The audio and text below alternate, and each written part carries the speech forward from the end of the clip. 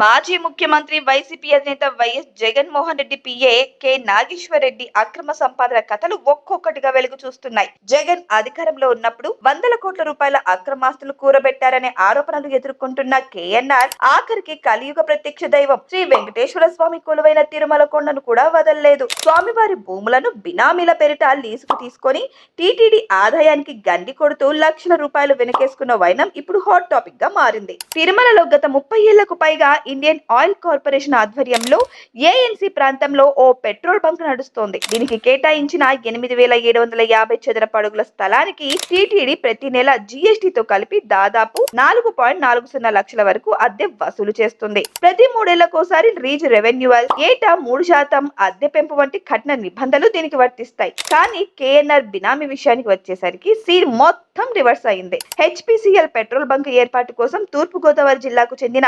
సత్యనారాయణరావు అనే వ్యక్తి తెరపైకి రాగా నాటి బోర్డు నిబంధనలన్నింటినీ పక్కన పెట్టేసింది. మొదట్లో ఈ బంక్ స్థలానికి నెలకు 4.24 లక్షల రూపాయల అద్దె ఖరారు చేయాలని టీటీడీ ఇంజనీరింగ్ విభాగం సూచించింది. పైగా ఐఓసీ తరహాలోనే నిబంధనలు ఉండాలని భావించారు. అయితే 2021 డిసెంబర్లో అప్పటి టీటీడీ చైర్మన్ వైవి సుబ్బారెడ్డి అధ్యక్షతన జరిగిన బోర్డు సమావేశంలో అధినేత పిఏ కోసం పెద్ద స్కెచ్చే వేశారు. సుమారు 10,000 చదరపు అడుగుల భారీ స్థలాన్ని కేవలం 1.90 లక్షలకే జీఎస్టీతో కలిపి 2.20 లక్షలకే కట్టబెట్టేశారు. అంతటితో ఆగకుండా ఏకంగా 15 ఏళ్ల పాటు అద్దె పెంచకూడదని ఊహించని మినహాయింపు ఇచ్చారు. ఇక పెద్ద స్థలాన్ని తక్కువ ధరకి ఇస్తే ఇబ్బందులు వస్తాయని కొందరు అధికారులు అభ్యంతరం వ్యక్తం చేసినా బోర్డు పెడచెవిన పెట్టింది. అదనంగా అక్కడే ఈబీ, సిఎన్జి స్టేషన్ల ఏర్పాటుకు కూడా లైన్ క్లియర్ చేశారు.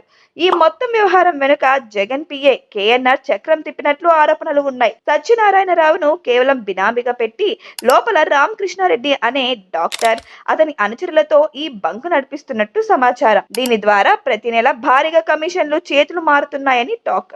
ఈ దందాపై గతంలో టీటీడీ బోర్డు సభ్యుడు భానుప్రకాష్ రెడ్డి తీవ్రస్థాయిలో ధ్వజమెత్తారు. నాటి అధికార పార్టీ నేతలను ప్రసన్నం చేసుకోవడానికే ఈ లీజు ఇచ్చారని, ఇందులో నెలకు దాదాపు 25 లక్షల రూపాయల వరకు అవినీతి జరిగిందని ఆయన ఆరోపించారు.